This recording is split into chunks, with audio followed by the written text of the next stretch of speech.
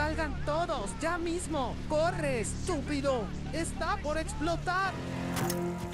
En 1958, mueren 23 personas en Múnich, incluyendo algunos de los deportistas más talentosos del planeta. Éramos un gran equipo. Listos para despegar. No existía una mejor tripulación para llevar al Manchester United. 105, B1. No habían descongelado las alas. Los pilotos saben lo que hacen. ¡Por Dios! ¡No lo lograremos! Pensé que estaba muerto. Pero la culpa de esta tragedia recae en un solo hombre. Es una carga demasiado pesada. Estaba devastado. Los esfuerzos por limpiar su nombre se extienden por más de 10 años. Y terminan enfrentando a dos países en una implacable lucha por saber cuál es la verdad que se esconde detrás de una de las peores tragedias en la historia del deporte.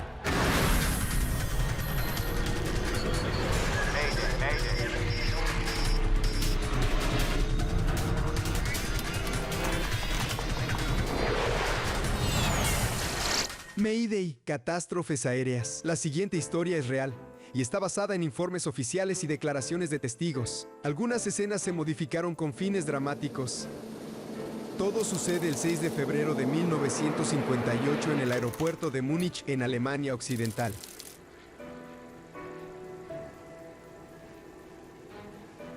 Un piloto británico se prepara para llevar a casa a un grupo muy importante de pasajeros.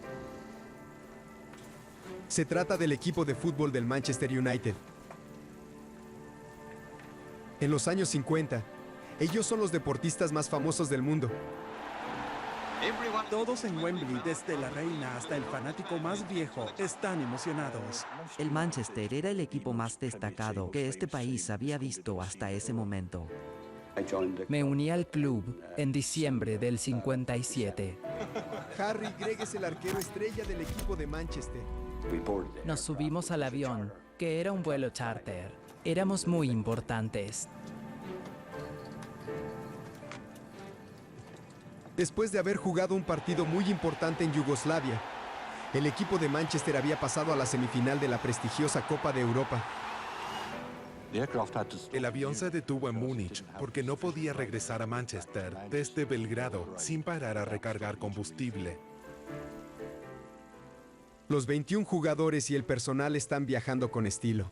Están a bordo de un Airspeed Ambassador de British European Airways. Se trata de un lujoso avión de 2 motores, también conocido como Elizabethan. El capitán se llama James Dane y tiene 36 años. Es un expiloto de la Real Fuerza Aérea y tiene un historial de servicio impecable. Era un hombre extraordinario, era muy recto y honesto, y tenía un carácter muy fuerte.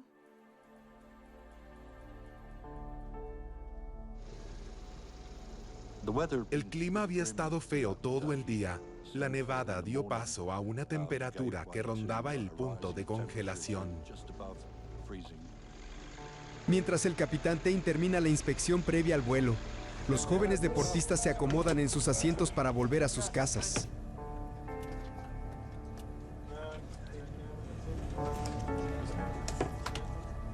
Ese equipo se destacaba porque su entrenador, Matt Busby, Quiero que los muchachos duerman bien. escogía jugadores muy jóvenes y por eso se los conocía como los Busby Babes. Los Busby Babes iniciaron muy bien la segunda mitad del partido. Éramos un equipo maravilloso, del cual estoy orgulloso de haber formado parte. Podrán tratar de recuperar su dinero una vez que estemos en el aire. Además del equipo, viajan 11 de los periodistas deportivos más conocidos del Reino Unido, ansiosos por informar sobre el último éxito del Manchester United. También hay algunas personas de Yugoslavia a bordo que quieren ir a Reino Unido. Son 38 pasajeros en total. ¿Cómo se ve todo? Hay muy poca nieve. No hay que barrer. Vamos a casa. Con gusto. Kenneth Raymond, el copiloto de 38 años, es una de la Segunda Guerra Mundial. Él también es capitán del Elizabethan e incluso tiene más rango que Dane en la aerolínea. Ambos eran pilotos experimentados. No existía una mejor tripulación para llevar al Manchester United. Eran grandes amigos, además de ser capitanes los dos, y volaban juntos con frecuencia. Raymond y Tain se pusieron de acuerdo en que solo durante este vuelo van a intercambiar sus asientos. Raymond iba a manejar el avión y como estaba acostumbrado a manejar el avión desde el asiento izquierdo, se sentó de ese lado. Alimentación cruzada. Desactivada. Esto va en contra de la política de la empresa, que dice que el comandante siempre debe sentarse en el asiento izquierdo, pero es una regla que se rompe frecuentemente. Las palancas de babor y estribor están abiertas. Carburador babor y estribor controlados. Carburador babor y estribor controlados. Arranque del motor apagado. Arranque del motor apagado.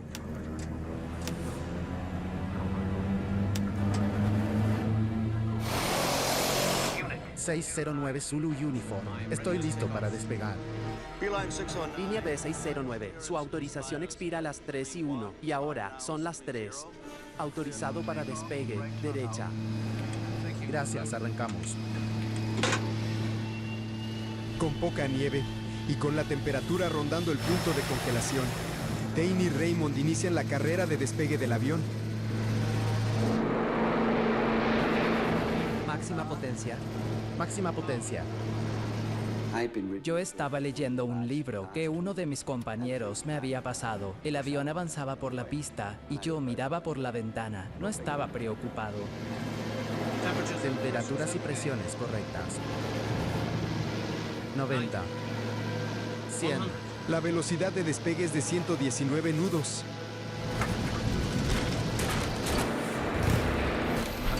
Abortar despegue. Las ruedas se retraían y se volvían a extender, y el avión comenzó a girar. El avión frenó algo torcido. Hubo una fluctuación del motor. 609, estamos cancelando el despegue. Por favor, repitan. Estamos cancelando el despegue. Permiso para retroceder. Aumento de presión. Sí, creo que sí. Aumentó la presión del motor. Ocurrió con ese motor particular, en ese avión específico. Era un Bristol Centaurus y a veces hacía eso, especialmente en aeropuertos que estaban a gran altitud. Uno de los problemas era que la propulsión se abría demasiado rápido. 609. Puede retroceder. El Elizabethan regresa al inicio de la pista para hacer un segundo intento de despegue del avión. De verdad, puedo decir que no tenía miedo. Era una aventura más, y en ese momento no me daba miedo volar. Múnich 609, Zulu Uniform. Cuando lleguemos al final de la pista, queremos despegar otra vez. ¿Sigue válida la autorización? 609. Sigue siendo válida.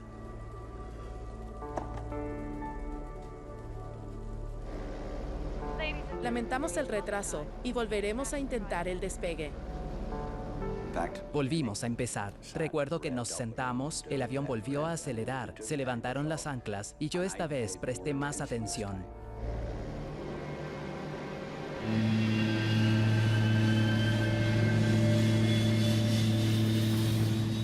Avanzaron un poco más, pero volvió a ocurrir lo mismo. Favor, fuera de servicio. Esta vez fue Tain quien canceló el despegue. Otra vez, cuando pensé que íbamos a despegar, vi cómo las ruedas se retraían y se extendían.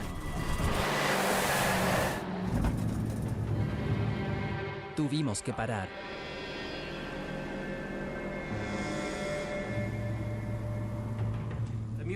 Múnich 609 Zulu Uniform. Debimos cancelar este despegue también. Entendido. Pueden retroceder. El piloto habló por micrófono. Lo sentimos, estamos resolviendo una falla técnica. Volvemos a la terminal para hacer más controles. No hay nada de qué alarmarse y esperamos estar volando muy pronto.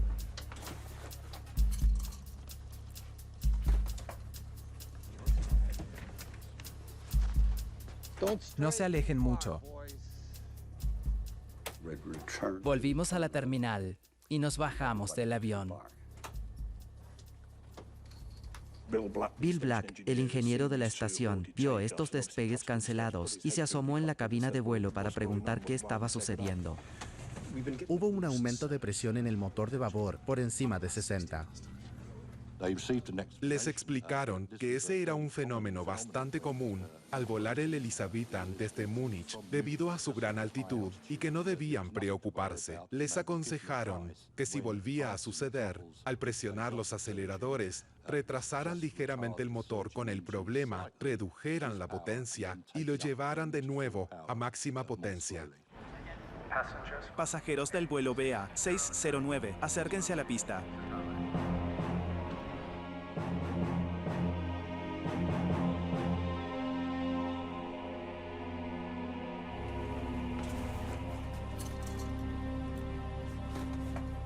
A los 5 minutos de que se bajaran los pasajeros los hicieron volver, así que se sorprendieron mucho. Tuvieron 2 despegues fallidos y les pedían que volvieran a abordar.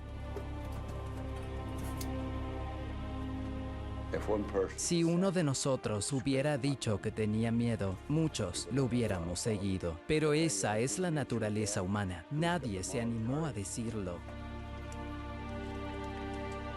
A nadie le gusta admitir que tiene miedo.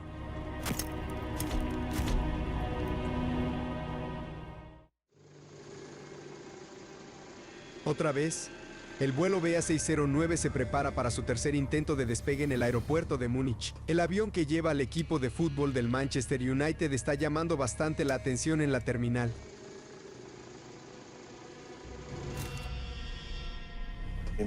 Recuerda que eran los Busby Babes. Siempre estaban bromeando entre ellos, pero esta vez estaban muy callados. Había mucha tensión en el ambiente.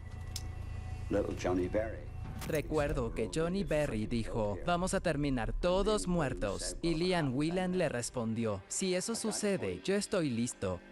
Y ahí me puse nervioso.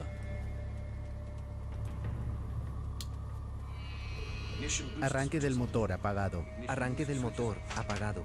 Alas. Todavía se ven bien. No hay que descongelar.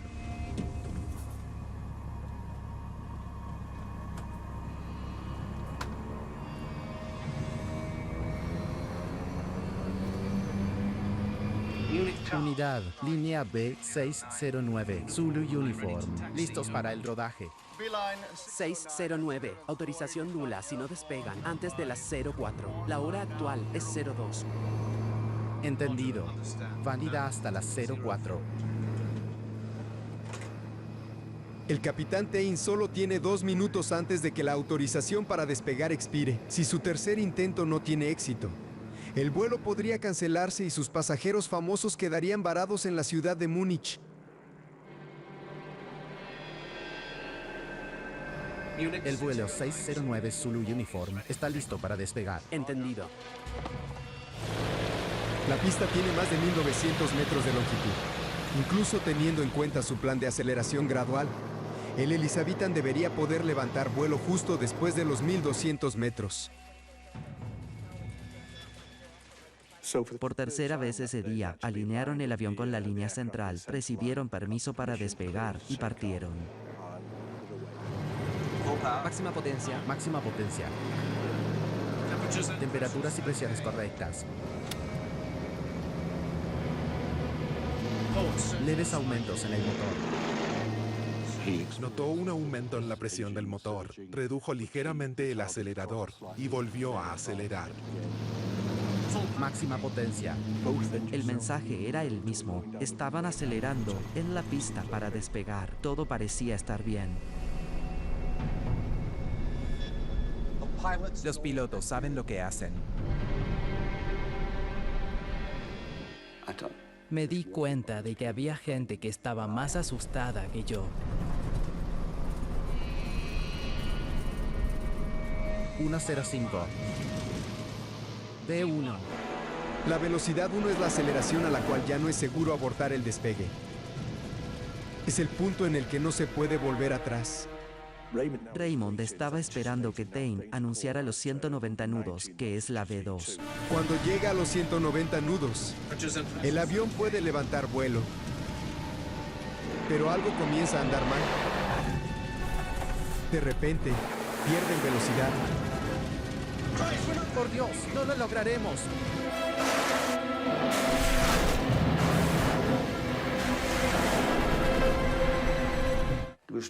En ese momento, no se escuchaban gritos ni llantos, no se escuchaba nada. Solo recuerdo mucha oscuridad, la luz del día, chispas y golpes. Es indescriptible.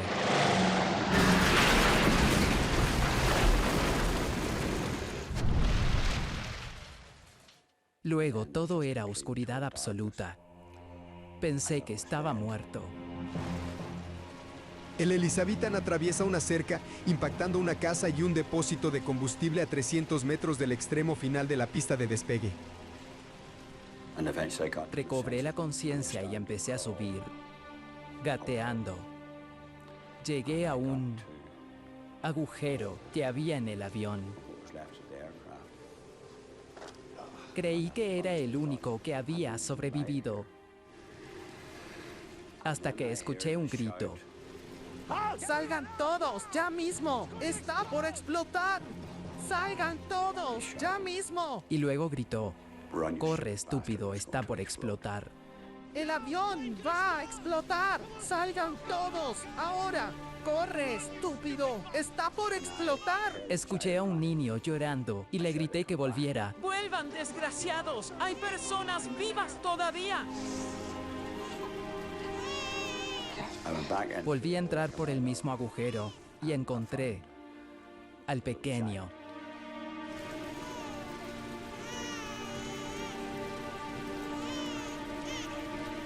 Fui al otro lado del avión y encontré a Matt Busby.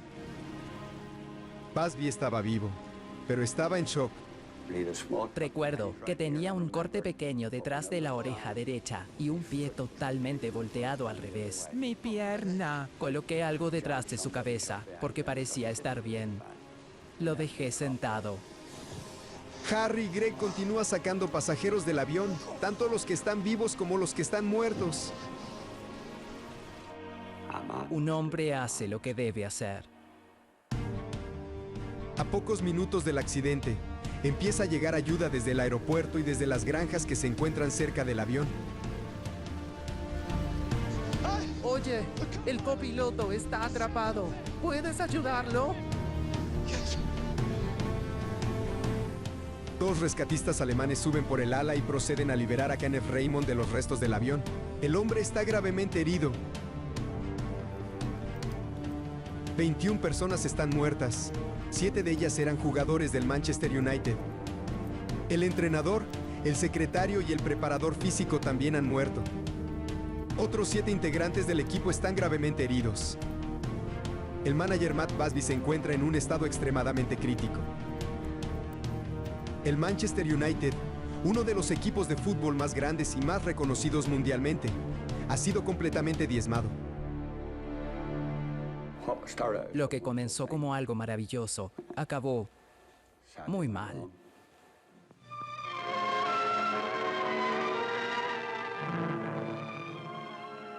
En Múnich, un accidente deja en ruinas a un avión británico. Este fue un desastre aéreo de alto perfil. Se jugaban muchas cosas. Acababa de terminar la Segunda Guerra Mundial. Los pilotos habían volado con la Real Fuerza Aérea en la guerra. Además, obviamente Múnich había sido la cuna del partido nazi. Los gobiernos de Reino Unido y Alemania se iban a manejar con mucha cautela. A las 10 de la noche del día 6 de febrero, 6 horas después de que ocurriera el accidente, llega al lugar de los hechos el hombre que fue asignado para llevar a cabo la investigación del mismo. Hans Reichel era investigador de accidentes. Tenía mucha experiencia, tenía 57 años, había volado con Luftwaffe, Lufthansa y National Airlines. No había duda de que era un buen piloto. Este era el primer accidente internacional con el que lidiaba. En su rol como investigador de accidentes aéreos, Steve Moss está examinando la evidencia desde una perspectiva del siglo XXI. Parece que llegó a Múnich sin los equipos necesarios. Incluso tuvo que pedirles prestados los equipos de iluminación a unos periodistas. ¿Podrían alumbrar por aquí? Él quería ver la posibilidad de que hubiera hielo en las salas. Así que eso fue lo que buscó y eso fue lo que encontró.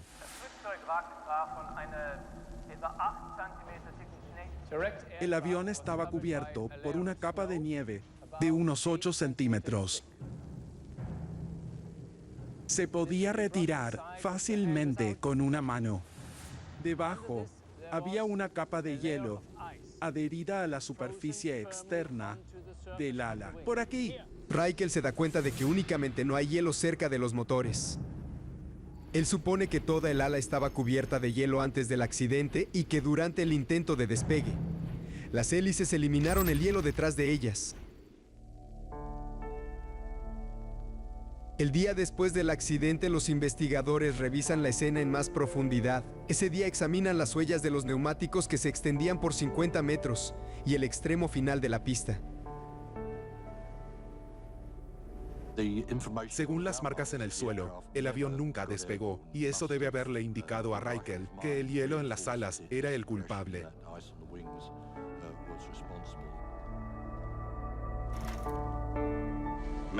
Tras esta trágica noticia, Manchester se viste de luto.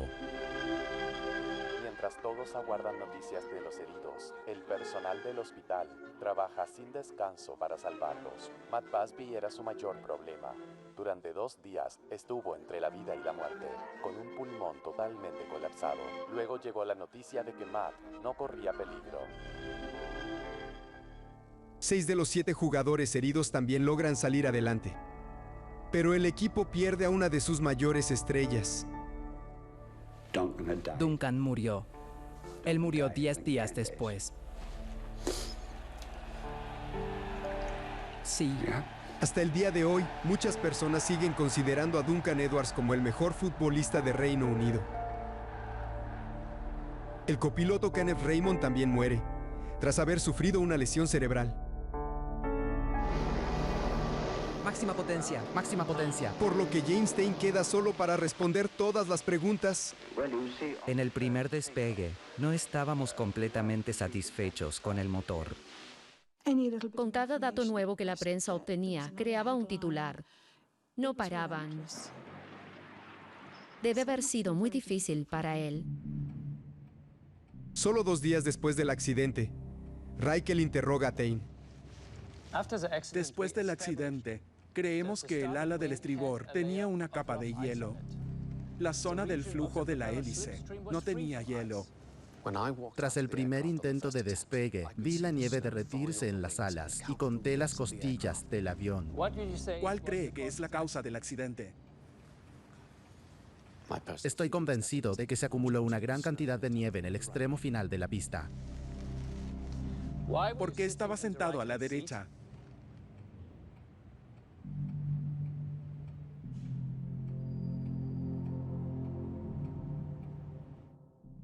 La gente especuló sobre la causa del accidente desde el primer momento. Entonces, 2 meses después del accidente, en abril de 1958, se inicia formalmente una investigación en Alemania. ¿Comienzó? La investigación alemana pareció asumir este papel antagonista de estar siendo juzgada y tener que demostrar su inocencia. Enseguida supieron que pasaba algo raro. Él estuvo en problemas desde el principio. Raikkonen utiliza declaraciones de testigos acerca de la presencia de nieve en las alas y el relato de Stein acerca de no haber hecho un descongelamiento. No dejaban de enfocarse en el tema del hielo de las alas. La temperatura durante la tarde del accidente rondaba los 0 grados centígrados. No estaba lo suficientemente frío para que la nieve se convirtiera en hielo. Stein vio el agua que caía del ala, así que sabía que la nieve se estaba derritiendo. Y eso lo convenció de que no hacía falta descongelar. Pero los expertos alemanes señalan que el Elizabethan acababa de descender de 7.600 metros, donde la temperatura del aire era de menos 25 grados centígrados. Concluyen que la nieve que estaba cayendo sobre las alas completamente congeladas se habría convertido rápidamente en hielo. Stein contraataca con su testimonio. Descongelando. Dice que él activó los sistemas para el descongelamiento de las alas al descender en Múnich. Esto hubiera hecho que las alas tuvieran una mayor temperatura que el aire, no menor. El capitán Tain parece tener todas las respuestas, pero lo que él todavía no sabe es que Hans Reichel está a punto de presentar una evidencia bastante controvertida, que cambiará todo por completo. La investigación del gobierno alemán sobre el accidente de Múnich toma un giro decisivo con la presentación como evidencia de una fotografía casual. Esto podría considerarse una prueba, porque si observas la fotografía, parece haber una zona blanca sobre las alas que en ese momento se vio como una capa de nieve o hielo. Todos los demás aviones que salieron desde Múnich ese día fueron descongelados, pero no el Elizabethan.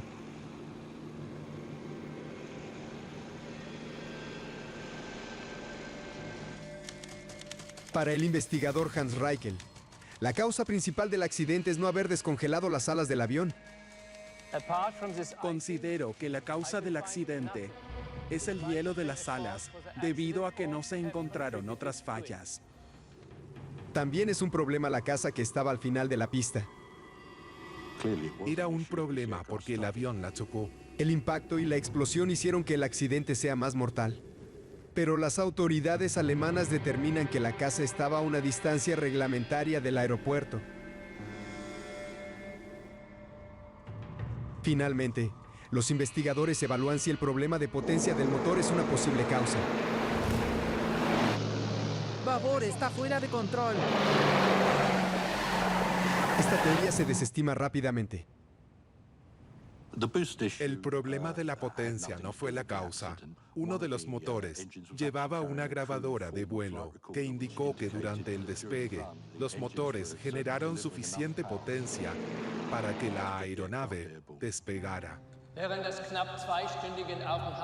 En marzo de 1959, un año después de la trágica catástrofe de Múnich, el gobierno de Alemania publica su informe oficial completo.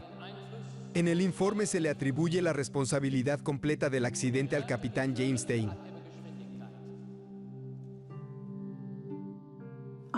Hielo. Dijeron que había hielo en las salas antes del accidente. En fin. La investigación llevada a cabo en Alemania también sugiere que al acordar el intercambio de asientos, el capitán Tain podría haber generado una confusión respecto a cuál de los pilotos se encontraba al mando. Decían que el capitán Tain era responsable de las muertes de 23 personas y de la devastación del Manchester United. Es una carga demasiado pesada.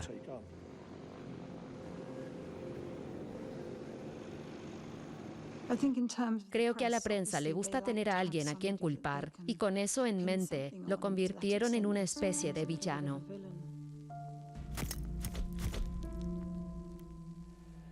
Lo trataron mal y lo convirtieron en el chivo expiatorio. Un año después del trágico accidente, la reputación de James Tain está en ruinas. El antiguo oficial de la Real Fuerza Aérea y experimentado piloto comercial pasa a trabajar de agricultor a tiempo completo. La catástrofe de Múnich no para de atormentarlo.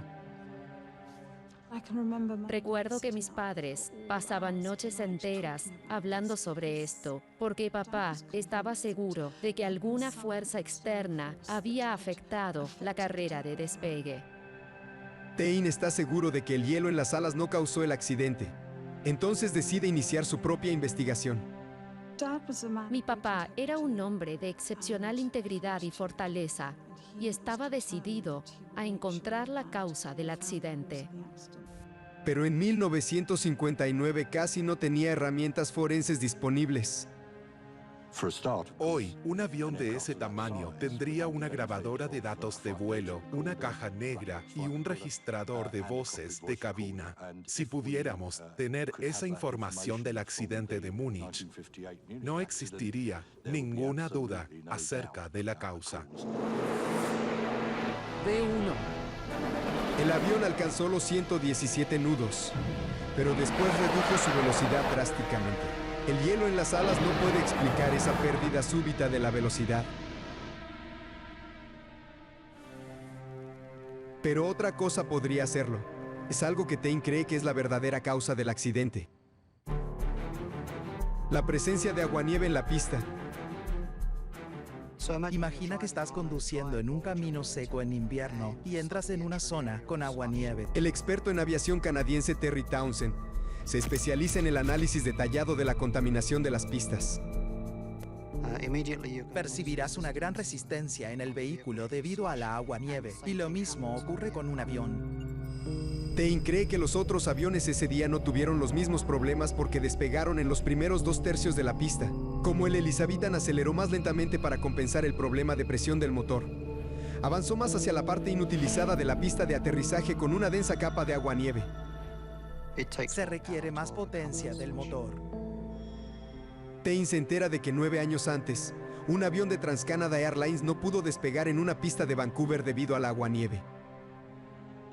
Sus investigaciones indicaron que solo 5 centímetros de aguanieve podían afectar la capacidad del avión para alcanzar la velocidad de despegue. El gobierno de Canadá emitió entonces una carta de advertencia a todas las aerolíneas que decía que no intentaran despegar si había más de 5 centímetros de aguanieve.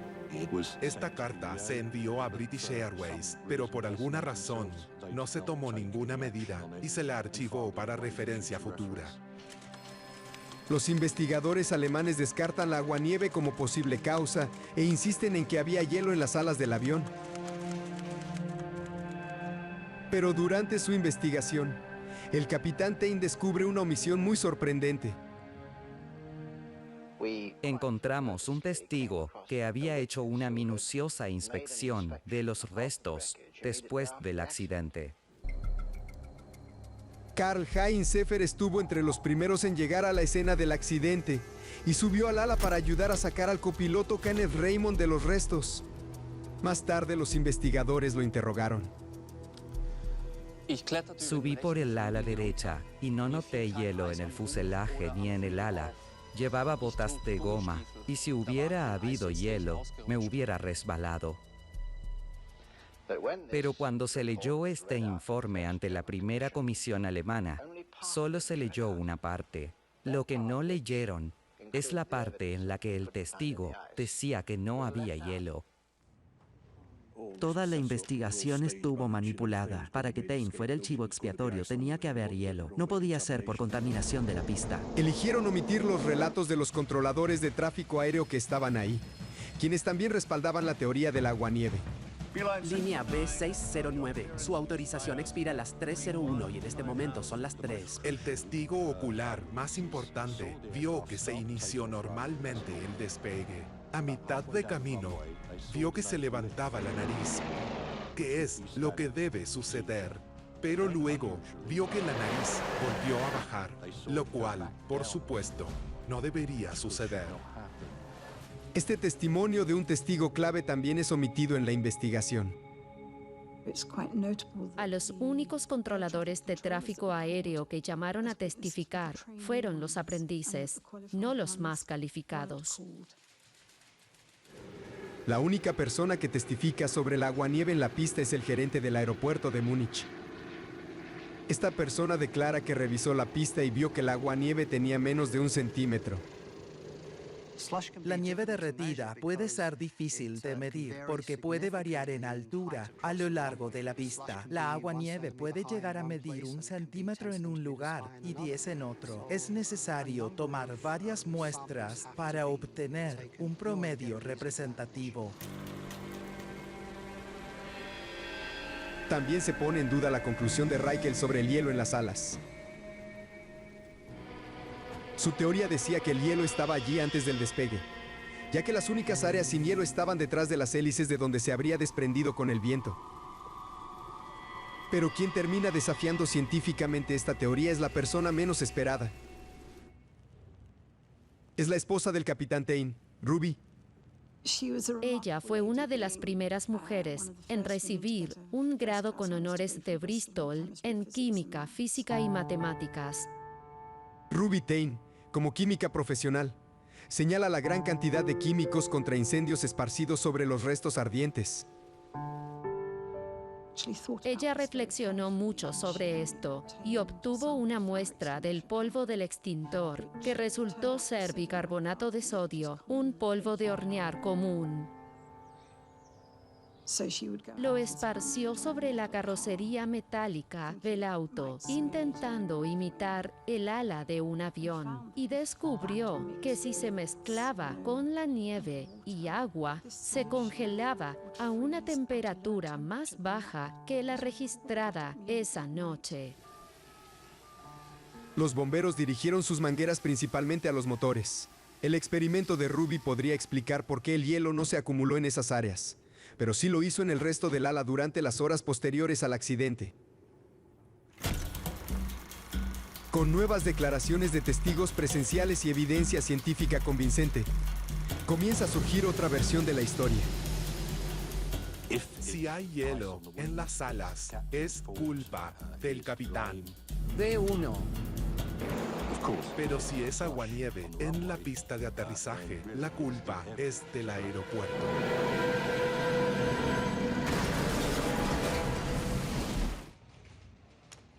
Entonces Tain entrega rápidamente la nueva evidencia sobre el caso a las autoridades alemanas, pero ellas se niegan a reabrir la investigación. Es absurdo.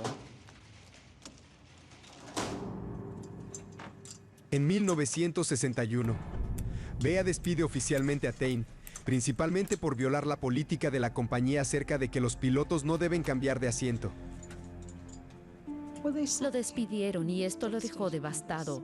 Y lo echaron por una pequeña regulación que muchos otros pilotos también incumplían.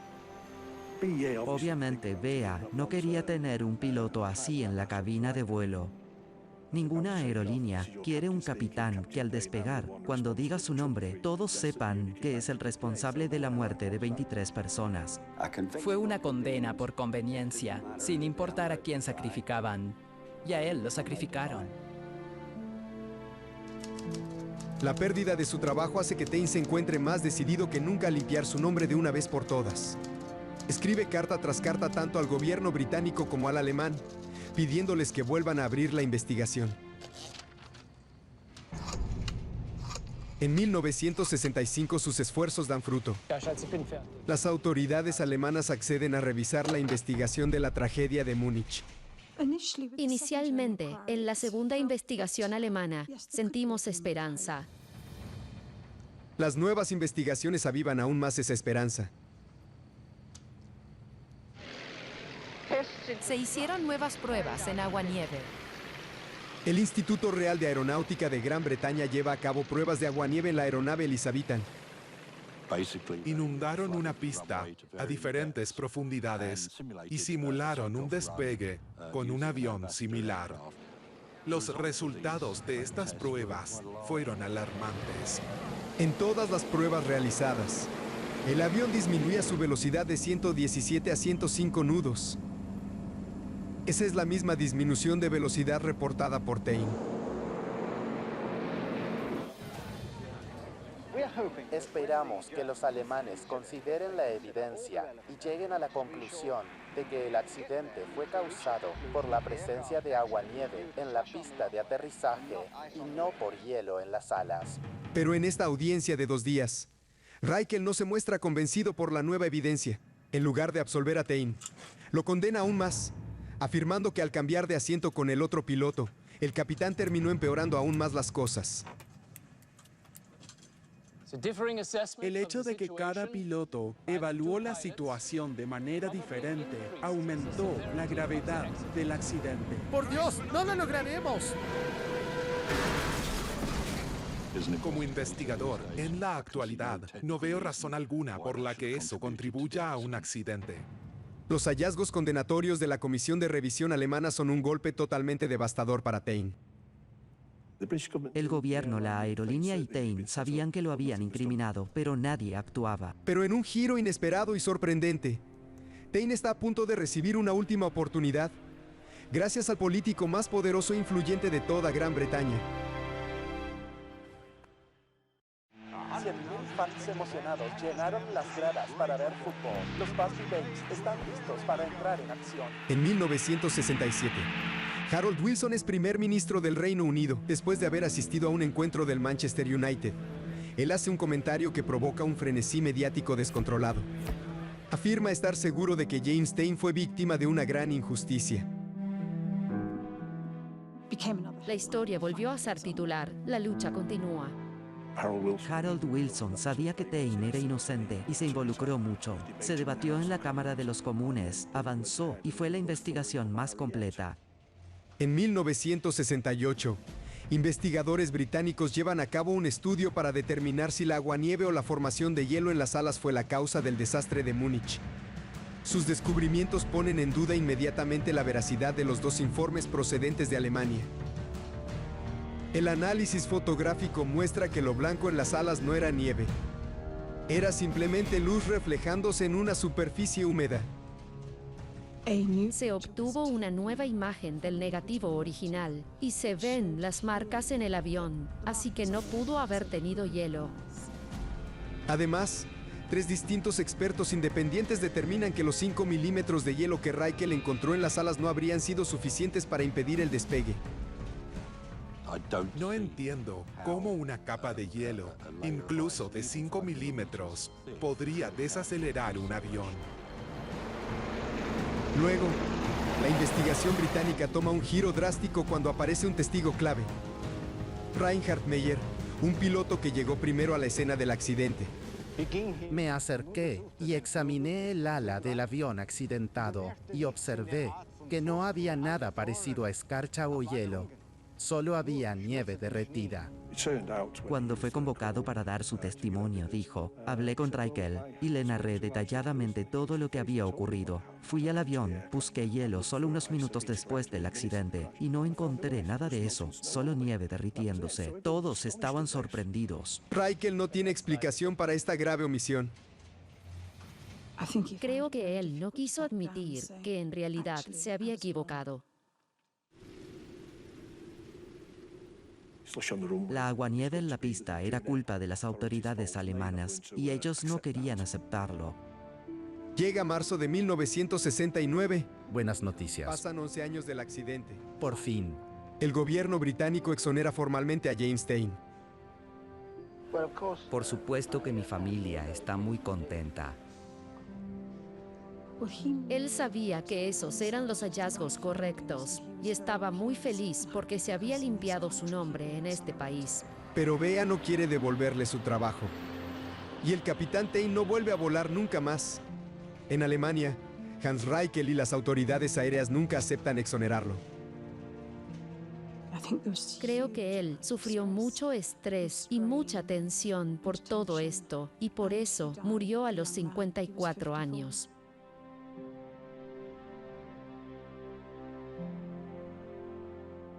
Las víctimas del accidente fueron 23, pero Tain fue la número 24. 10 años después del trágico accidente que resultó en la muerte de 8 de sus jugadores, el Manchester United se convierte en el primer equipo inglés en obtener el trofeo de la Copa de Europa. Matt Busby, el ídolo del Manchester United, creó un equipo que pudo vencer a los mejores de Europa. Una copa que podrían haber ganado en 1958. Si no hubiese sido por un catastrófico desastre aéreo que devastó completamente al más grande equipo de jugadores que Gran Bretaña haya tenido. Harry Gregg jugó en Manchester United hasta 1967, ahora a los 70 años. Solo recuerda lo bueno. No pienso en el accidente, sino en que formé parte de un equipo de jóvenes maravillosos, acompañados de periodistas y un personal excelente. Todo sobre ese equipo era bueno. El legado del capitán Tain es la comprensión que la industria de la aviación tiene en la actualidad sobre los efectos mortales del aguanieve. El problema hoy está resuelto y yo creo que es resultado directo del accidente de Múnich. Hoy las autoridades de aeropuertos enfrentan este tema de otra forma. Al seguir insistiendo con este tema, seguramente salvó muchas vidas y evitó muchos accidentes similares. Merece respeto por lo que logró en esos 11 años.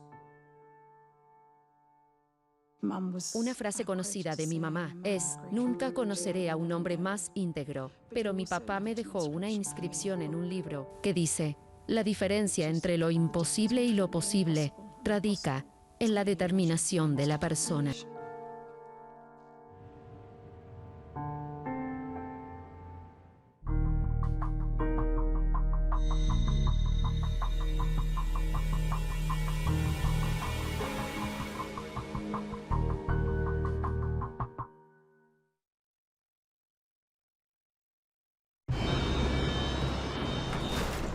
Es un vuelo agitado en un 737 que se encuentra en descenso a Nueva Orleans. Nos sacudíamos mucho. Los pilotos no se esperaban una tormenta tan violenta. Mayday, Mayday. TACA 110 en tormenta. Estamos hablando del equivalente a una bomba atómica. Todo se oscureció. Las alarmas comenzaron a sonar en la cabina de vuelo. Perdimos un motor. Los dos. Sin empuje, el avión no llegará lejos. No creo que lo logremos. No hay potencia en los motores. 38 pasajeros enfrentan un panorama aterrador. Se estrellarán en minutos. ¿Allí aterrizaremos? Así es, amigo. Vamos. A menos que la tripulación del vuelo 110 de TACA pueda realizar una de las mayores hazañas en la historia de la aviación comercial. Bien.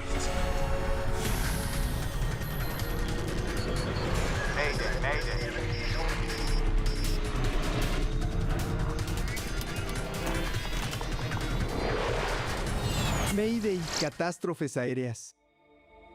La siguiente historia es real y está basada en informes oficiales y declaraciones de testigos. Aterrizaje forzoso. Un Boeing 737 completamente nuevo. Atraviesa una intensa tormenta eléctrica y caída de granizo a 9.000 metros de altura sobre el Golfo de México.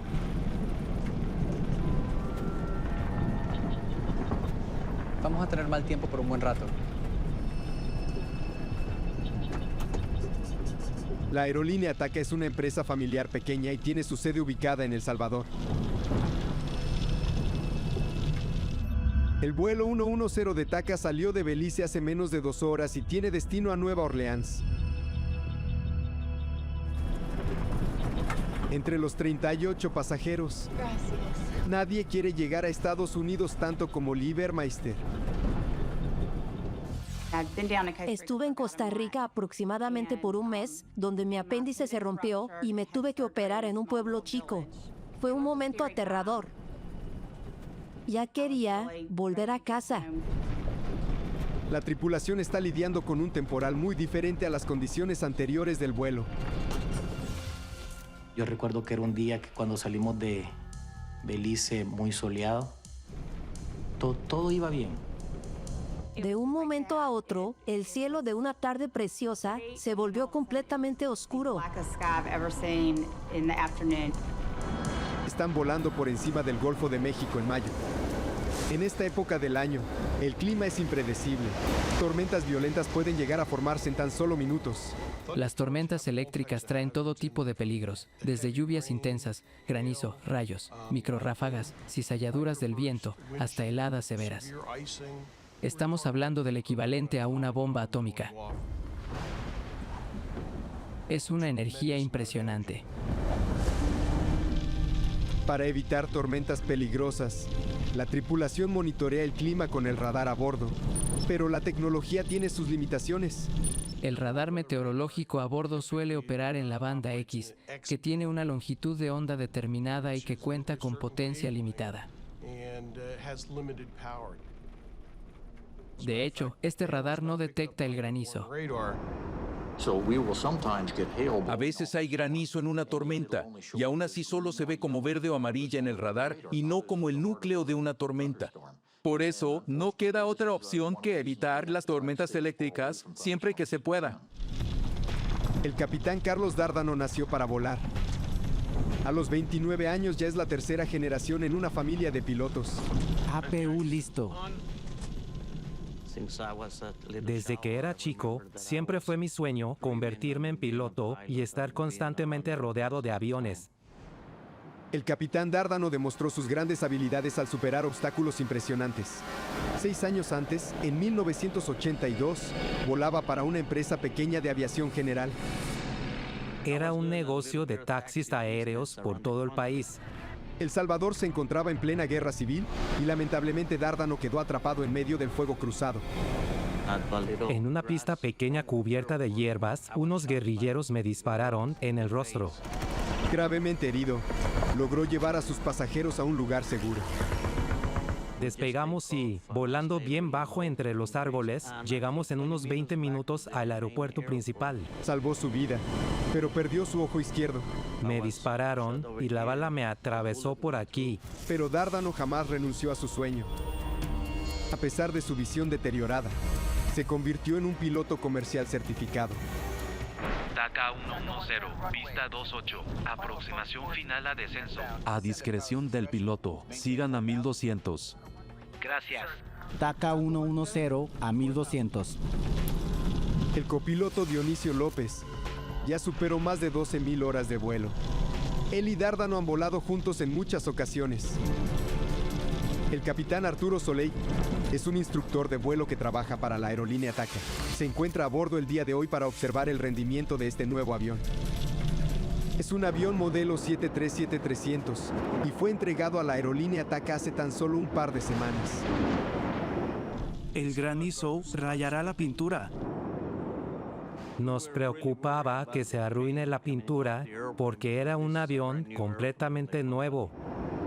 El 300 es la incorporación más reciente en la serie de aviones de pasajeros bimotores más exitosa a nivel mundial. Es más aerodinámico que el modelo anterior de la serie. El diseño de su motor también es completamente nuevo y de última generación. Cuando vuelas un avión nuevo que está valorado en millones, con pintura nueva y todo perfecto, es emocionante para la tripulación y todos, más al ser pequeña, era muy importante. A 50 kilómetros del aeropuerto de Nueva Orleans, el avión comienza su descenso final. Es como chocarse con un muro. Había demasiada turbulencia dentro de la cabina de vuelo. También había mucho ruido y trozos de hielo de granizo impactaban contra la estructura del avión. Por favor, permanezca sentado con el cinturón de seguridad puesto. Era terrorífico y los rayos no paraban. Había muchas turbulencias y nos movíamos bruscamente de un lado a otro.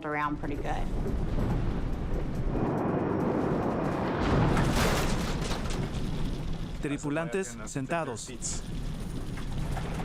Tripulantes, tomen asiento.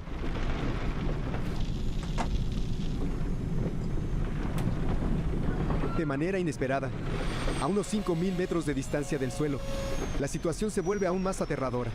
Entonces eso para mí me pareció súper extraño porque a mí nunca me había pasado que en medio de una turbulencia se fueran las luces.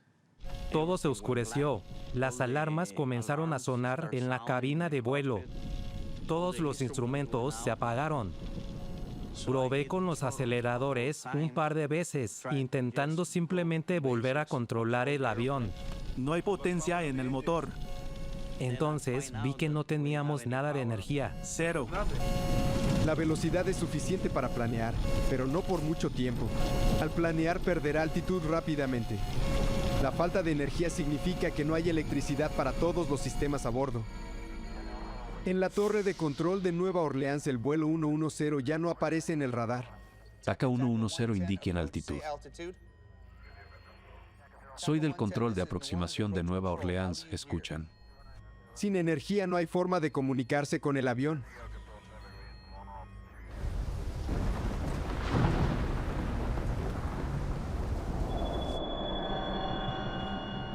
Era puro silencio. No se escuchan los motores. No hay luces. Es como estar en un cuarto oscuro sin luz.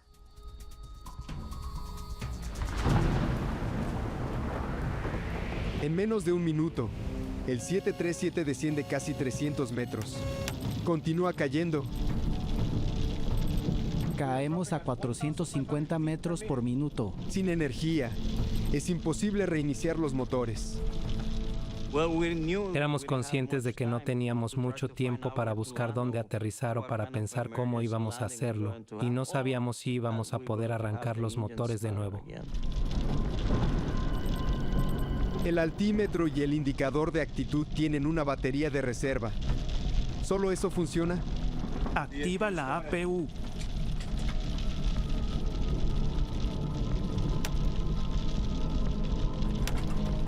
¿La APU?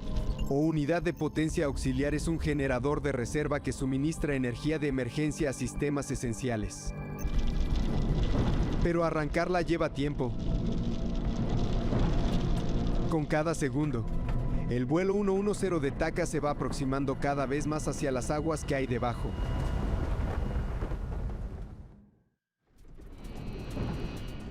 Solo se escuchaba el granizo impactando contra el avión.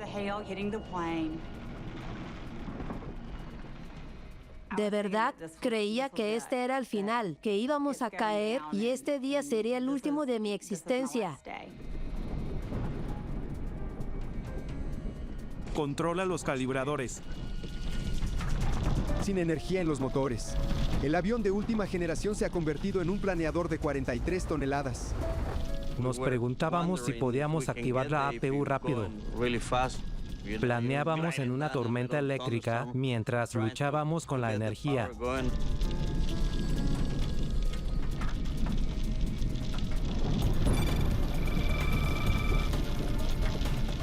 Funciona. Y cuando regresaron las luces, yo me sentí tranquilo. Dije, bueno, ya estuvo. Fue algo que sucedió, pero que no va a pasar para más. La APU está proporcionando energía de emergencia a los sistemas del avión. Sin embargo, los motores aún siguen sin encender. Para arrancar los turboventiladores, los tripulantes deben seguir el procedimiento para un reinicio total del motor. Marcha lenta.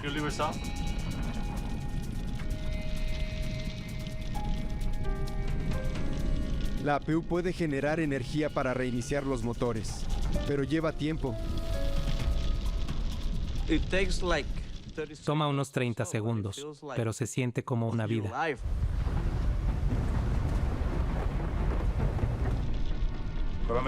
Comunícate con Nueva Orleans para salir de aquí. Mayday, Mayday. TACA 110 en tormenta. Necesitamos vectores a la pista. Perdimos un motor. 2. Ambos motores, los dos.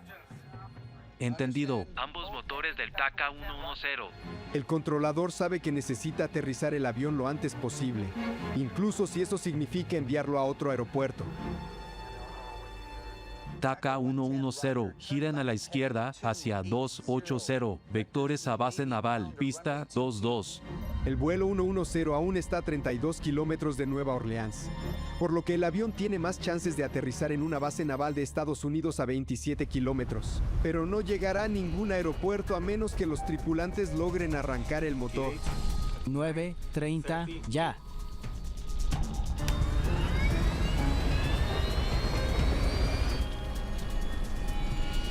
A tan solo 1500 metros de altura, el motor izquierdo se enciende. Velocidad.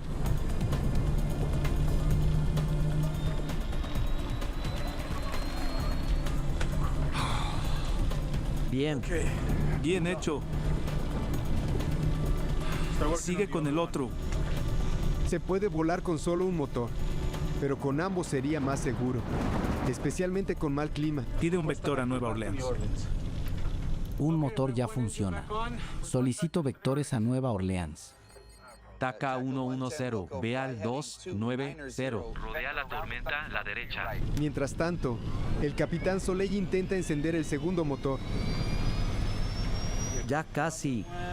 Ya está listo el otro. Velocidad. Vamos. Podemos. Con ambos motores en funcionamiento, parece que la crisis llegó a su fin. Ambos motores funcionan. Gracias por su ayuda. Descenderemos al 310. Que los motores se hayan encendido no nos tranquilizó mucho. Todavía es peligroso. No tiene potencia. No siento nada de potencia. Algo anda mal. Los motores parecen estar funcionando, pero no están generando ningún empuje. No arranca. Ahora los calibradores indican que los motores se recalentaron. Se están quemando por dentro. Dárdano solo tiene una opción para evitar un incendio catastrófico en los motores. Debe animarse a algo que ningún piloto se atrevería a hacer: apagar completamente y de manera definitiva ambos motores. Una vez más, el avión se encuentra sin energía y cae rápidamente. Sabíamos que no teníamos ninguna posibilidad de reiniciar los motores y tuvimos que empezar a buscar algún lugar para aterrizar. El avión desciende rápidamente a los 1000 metros. A este ritmo, no llegará a Nueva Orleans. ¿Dónde aterrizo? La visibilidad empieza a mejorar al atravesar las nubes de la tormenta, pero aún llueve y Dárdano tiene menos de 3 minutos para encontrar un lugar donde aterrizar. Solo podía ver pantanos dispersos por todas partes. Nueva Orleans está rodeada de canales y lagos. La ciudad se protege con un sistema de diques que funcionan como barreras artificiales para evitar inundaciones. No es lugar para aterrizar un 737. Los motores están apagados. TACA 110, los guiaré al aeropuerto Lakefront a 18 kilómetros. No podremos llegar. Sin poder en los motores, Solo podemos descender. esta situación es una emergencia. Debemos decidir dónde aterrizar. ¿Tienen visión? ¿Del terreno? Lo vemos. A 11 kilómetros hay una autopista interestatal avanzando A las 12. La buscaremos. Aterrizar en una autopista quizás sea la única opción de Dárdano. Era una posibilidad, pero las autopistas suelen estar siempre llenas de autos. De ninguna manera iba a aterrizar en la autopista porque podrían morir muchas más personas. No era una opción. 11 años antes, un vuelo de Southern Airways tuvo que aterrizar en una autopista en Georgia por una emergencia similar. En el aterrizaje de emergencia murieron 9 individuos en tierra y 63 pasajeros a bordo del avión. No creo que lleguemos. ¿Llegan al aeropuerto a 9 kilómetros? No, señor, casi no tenemos altitud. No hay más que una última opción. Debo amerizar aquí. Deben aprovechar la oportunidad y aterrizar el avión en el agua. TACA 110, recibido. Haga lo que necesite. Eso fue lo último que escuchamos de la torre. En ese momento ya nos encontrábamos a menos de 500 metros de altura. Sí, tenemos un 737 para poder amerizar. 45 almas a bordo. La guardia costera se moviliza inmediatamente. Dárdano planea aterrizar el avión en el canal enfrente de él. Vamos. Ahí. Bajemos lento.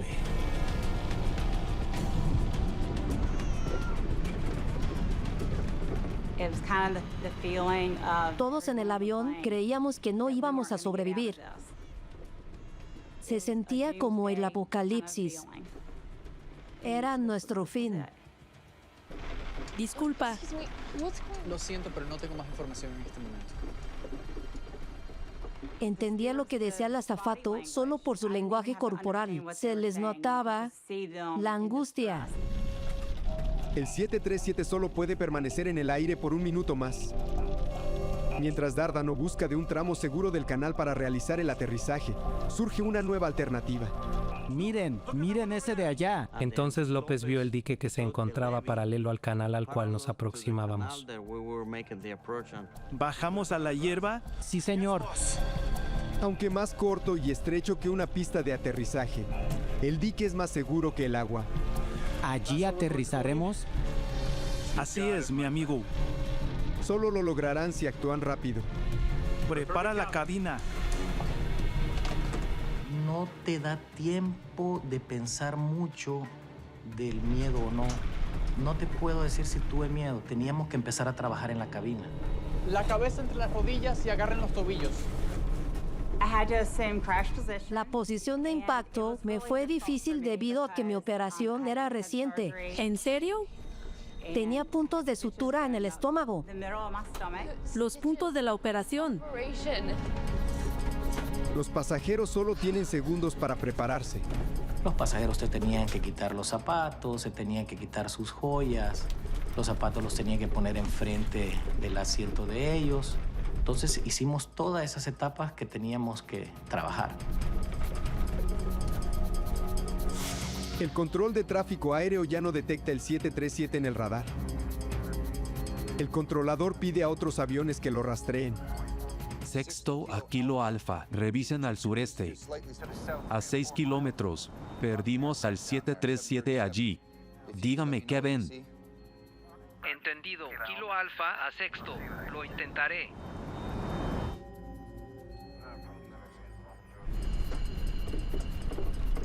Me sentí con miedo al momento que llegué a mi asiento.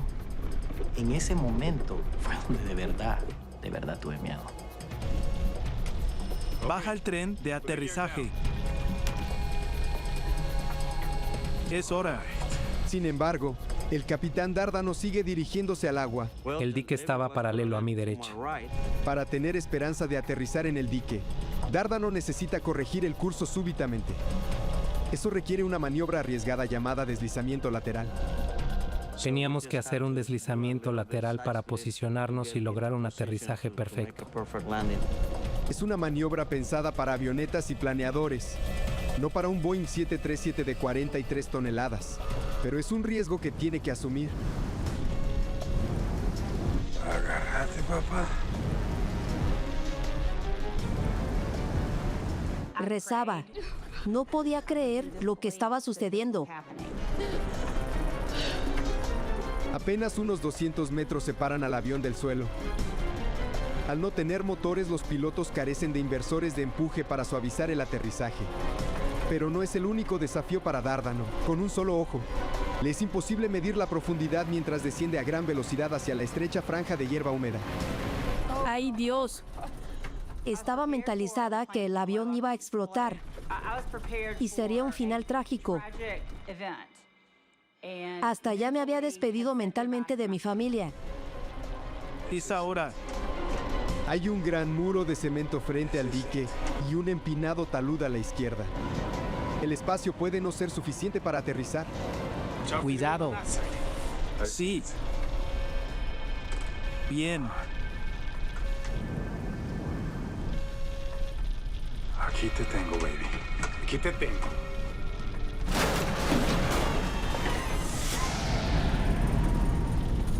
Aterrizamos con una rueda y luego la otra. Fue un aterrizaje duro. Si el cinturón se rompía, hubiéramos salido disparados. Debido a la hierba mojada, el avión corre el riesgo de derrapar fuera del dique hacia el agua. Solo me concentraba en mantener el control, no frenar y no fallar en el último instante. Los spoilers estaban fuera. Entonces, simplemente pensábamos que podíamos hacerlo, que íbamos a lograrlo.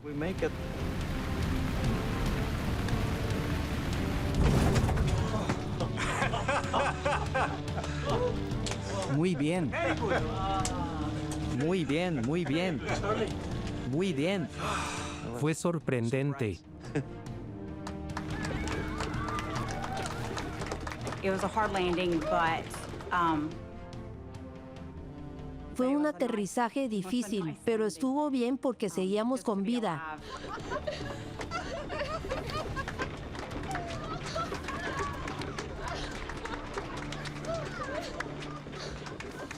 El aterrizaje fue espectacular. El avión aterrizó como que si nos hubieran llevado con una mano, o sea, tranquilo, no hubo ninguna ni media turbulencia, un aterrizaje perfecto. Nunca aterricé tan bien como ese día.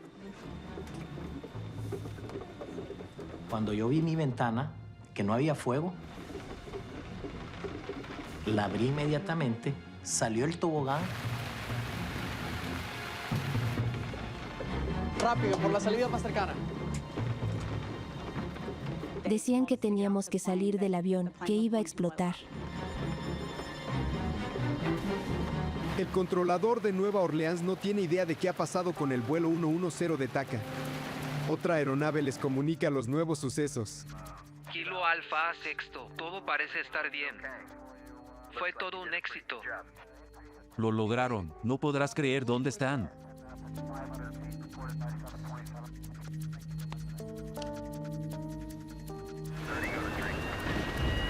Por primera vez en la historia, un 737 sin motores logró aterrizar de forma segura fuera de un aeropuerto.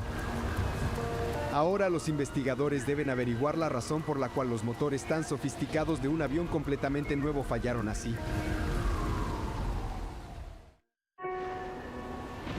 Aterrizaje sin potencia es el término que utilizan los pilotos cuando se aterriza sin motores. El TACA-110 logró aterrizar en propiedad de la NASA. Esta es la instalación Michoud, donde hacen partes para el transbordador espacial.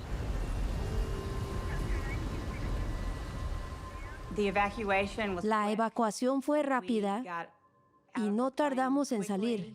Deslizamos por el tobogán.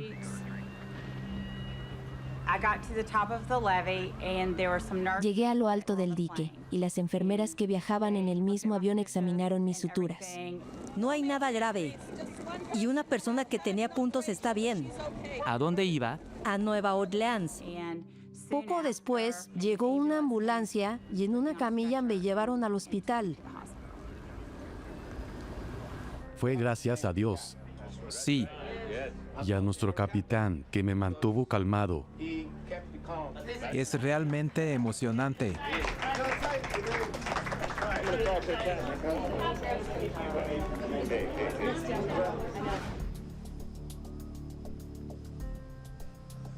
No lo puedo creer.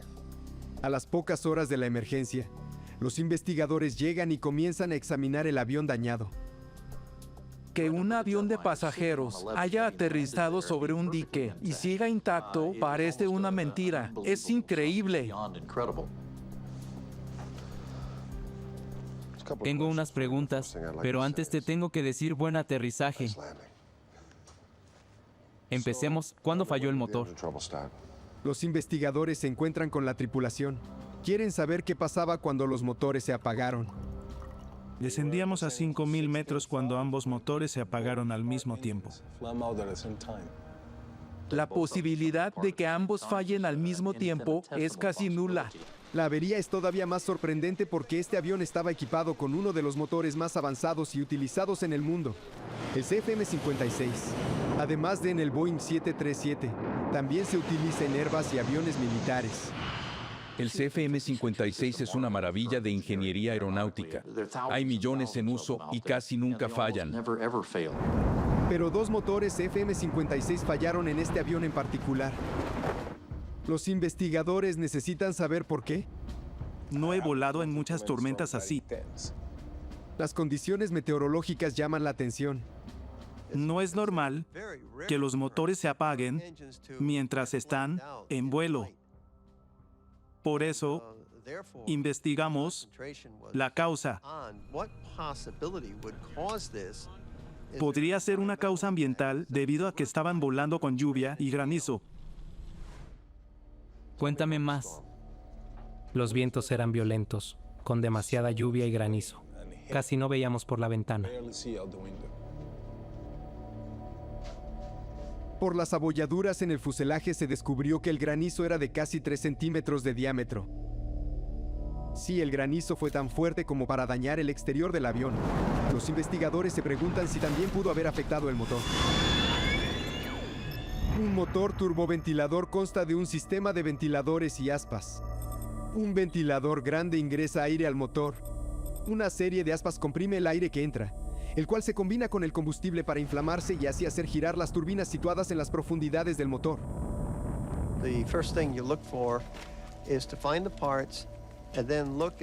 Primero hay que encontrar todas las partes y luego observar el frente y la parte posterior del motor para definir si existen daños que podrían explicar que algo dentro del motor faltaba o estaba averiado. Para ver dentro del motor, usan un boroscopio. Se coloca una mini cámara en el extremo del instrumento. Así se puede mirar la parte caliente del motor. No veo daños en el compresor. Veamos más adentro, en el centro. Pero descubren que las turbinas están quemadas. Están derretidas. Cuando el motor se sobrecalienta durante un largo rato, entonces se derretirán las aspas de la turbina. Then it will cause melting of the turbine blades. ¿Cuándo vio la advertencia de temperatura? Sucedió apenas los encendimos.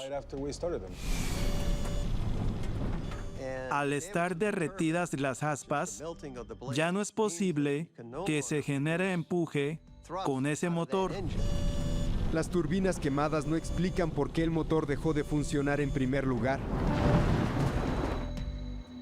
Por alguna razón, los motores se detuvieron, se reiniciaron y solo después se quemaron. Pero antes de que la búsqueda de respuestas pueda continuar, los investigadores se enfrentan a otro problema. El avión comienza a hundirse. Quizás NASA pueda ayudar a moverlo. El dique nunca estuvo destinado a soportar 43,000 kilogramos. El peso enorme del avión recae en puntos pequeños. Dejas un avión ahí unos días y puede quedar con las ruedas atrapadas. Apenas había espacio para aterrizar el avión en el dique. Retirarlo de ese lugar podría ser incluso más desafiante. Tienes 3 formas de sacarlo. Una es volarlo, la segunda, desmontarlo y última, en una barcaza. Sin embargo, no es tan sencillo. Desmontar el avión podría dañarlo aún más. ¿Podremos volarlo? Están decididos. Intentarán despegar y volar el avión hacia Nueva Orleans. El primer desafío fue lograr la fiabilidad de los motores, lo que implicó cambiar el motor derecho. Estaba completamente fundido. El izquierdo iba a necesitar reparaciones, pero podían volarlo así. Después de reemplazar el motor derecho, convocan a pilotos de prueba para elevar el avión del suelo y transportarlo hasta el aeropuerto a 24 kilómetros de distancia en la ciudad de Nueva Orleans. Es una maniobra segura. Podemos acelerar hasta casi alcanzar la velocidad de despegue y, si decidimos detenernos, lo haremos.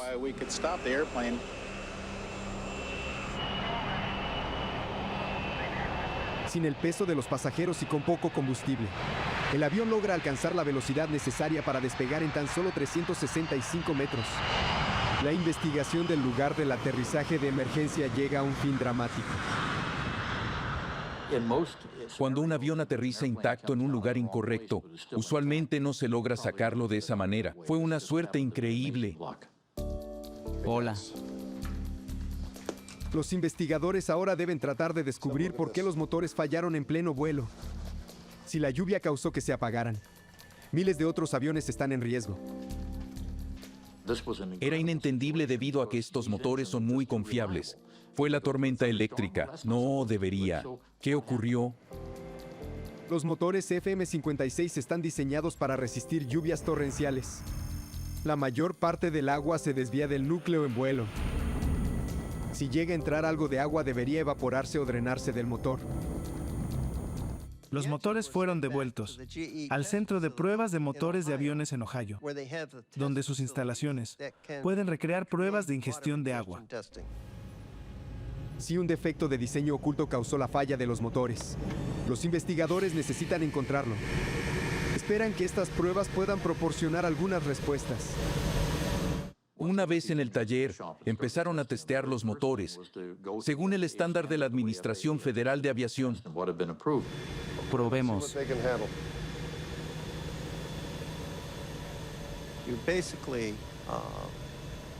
Básicamente, unas boquillas rocían agua directamente hacia la entrada del motor y se ajusta la cantidad de agua en proporción a la cantidad de aire para simular las condiciones de vuelo. A pesar de las rigurosas pruebas con agua, el motor no se apaga. No fue la lluvia. Nada falló y el motor continuó funcionando. Algo más pasó. Necesitaban investigar más. ¿Acaso ignorábamos algo sobre las condiciones climáticas? Perdimos un motor. Ambos motores. Los investigadores estudian todos los datos disponibles sobre la tormenta que de alguna manera provocó la caída del vuelo 110. Fue una tormenta de granizo. En el caso del Taka, teníamos un sistema frontal hacia el norte, junto con vientos fuertes, en dirección vertical que causaron múltiples impactos de granizo. En las latitudes del sur no sueles ver demasiadas tormentas de granizo. Fue anormal. Los motores están diseñados para ingerir agua, pero a los investigadores les preocupa si el granizo actúa diferente al agua dentro del motor. No vieron granizo en el núcleo. El granizo se crea en una tormenta, pues surge de una gota de lluvia. Esta sube al punto de congelación y se vuelve un trozo de hielo. Entonces, al volverse más pesado, desciende nuevamente por debajo del punto de congelación, se le adhiere una nueva capa de agua y vuelve a subir. De nuevo, el proceso se repite. El granizo está compuesto por múltiples capas de hielo alrededor de una partícula. Los investigadores descubrieron que los motores estaban diseñados para resistir el impacto de granizos de cierto tamaño. La Administración Federal de Aviación comprendía granizo de 3 a 5 centímetros de diámetro. Parte del granizo que el Taka 110 enfrentó era más pequeño. Esos pedazos más pequeños de granizo podrían haberse colado entre las aspas del ventilador y del compresor, así acumulándose dentro del motor hasta derretirse. En teoría, el granizo no influye en el núcleo central, pero ¿y si lo hubiera hecho? Los investigadores calculan cuánto granizo pudo entrar al núcleo del motor. Luego estiman el volumen de agua que el hielo derretido habría producido. Es mucha agua. Los investigadores quieren averiguar si este exceso de agua sobrecargó los motores y provocó la falla. Intentemos con más agua. Llevan a cabo una nueva prueba de ingestión de agua, pero ahora con aún más cantidad de agua para representar la presencia de granizo en los motores. Si imitaban la cantidad de agua, quizás harían que falle. Incluso a una velocidad extremadamente alta, el motor no falló.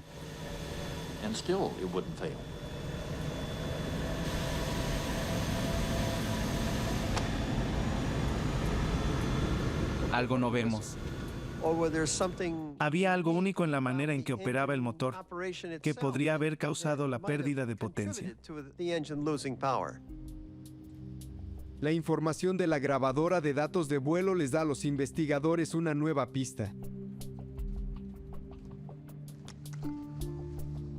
Justo antes de apagarse, la potencia estaba al 35%. Taka 110, pista 28, curso final a descenso. A discreción del piloto, sigan a 1200. Gracias, Taka 110 a 1200. Comienza el descenso. Gracias, Taka 110 a 1200. Al comenzar la aproximación final a Nueva Orleans, los motores redujeron automáticamente la potencia para bajar la velocidad en el descenso. Es posible que con la potencia más baja los motores no hayan podido resistir tanta agua.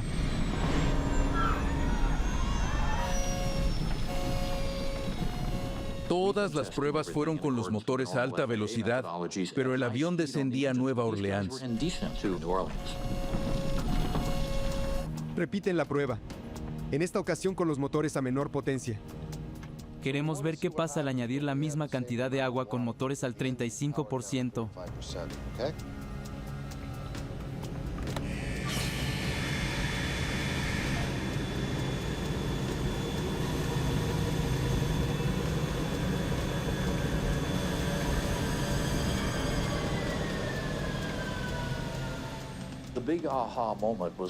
La revelación sucedió al entender que era la rapidez del motor la que lograba controlar la ingestión de tanta agua y, probablemente, granizo. Pero con el motor en marcha lenta encontraron la respuesta.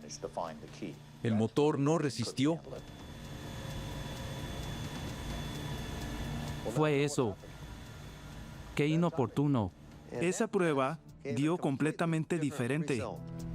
Los investigadores descubrieron por qué los motores se apagaron.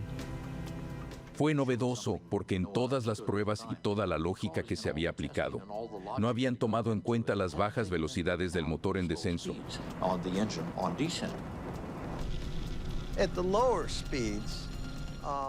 A velocidades bajas, el granizo tiene más impacto y puede filtrarse por los espacios entre las aspas del ventilador, atravesarlas y así ingresar directamente al núcleo.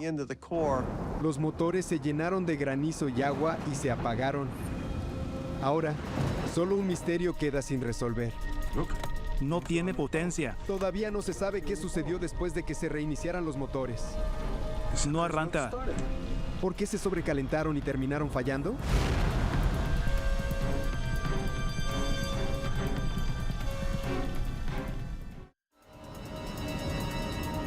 Cuando los motores del 737 dejaron de funcionar, la tripulación sabía que no había tiempo para dudar. No hay potencia en el motor. Para restaurar la potencia del motor, primero debían arrancar la APU. Activa la APU. Dado que los motores ya no estaban girando, había dejado de ingresar aire y agua, pero eso no significa que el reinicio sería exitoso. Si las condiciones no son adecuadas, podría suceder una partida caliente, la cual significa que hay mucho combustible para la cantidad de aire que ingresa, y por eso la llama se traslada hacia la turbina, que se puede sobrecalentar.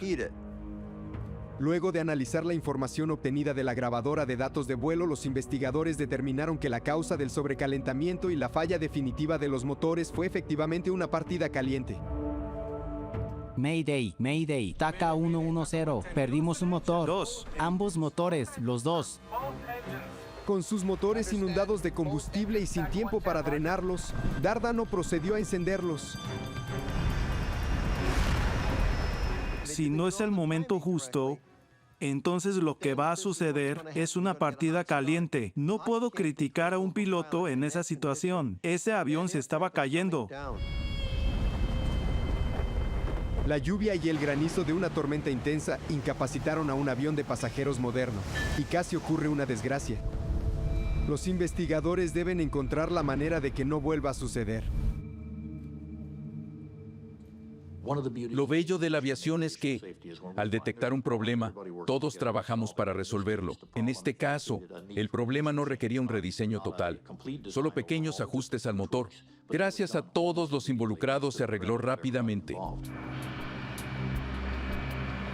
La forma de la nariz del motor y la distancia entre las aspas del ventilador son modificadas para desviar de manera más eficaz el granizo lejos del núcleo. Además, se agregan compuertas de purga adicionales para drenar más agua del motor.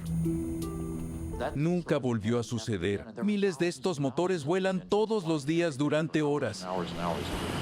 Al año del incidente, los 737-300 en todo el mundo tienen las mejoras equipadas. El avión de este aterrizaje riesgoso vuelve al servicio en menos de un mes. Mira allá. ¿Allí aterrizaremos? Así es, amigo. Las acciones de la tripulación del vuelo 110 son legendarias en el mundo de la aviación. La toma de decisiones al final, cuando iban a aterrizar en el canal y vieron la oportunidad de hacerlo en tierra firme, fue excepcional. Fue una gran decisión. Los investigadores reconocen la compostura y determinación del capitán Dárdano. Cuidado. Claro. Logró evitar lo que podría haber sido una catástrofe.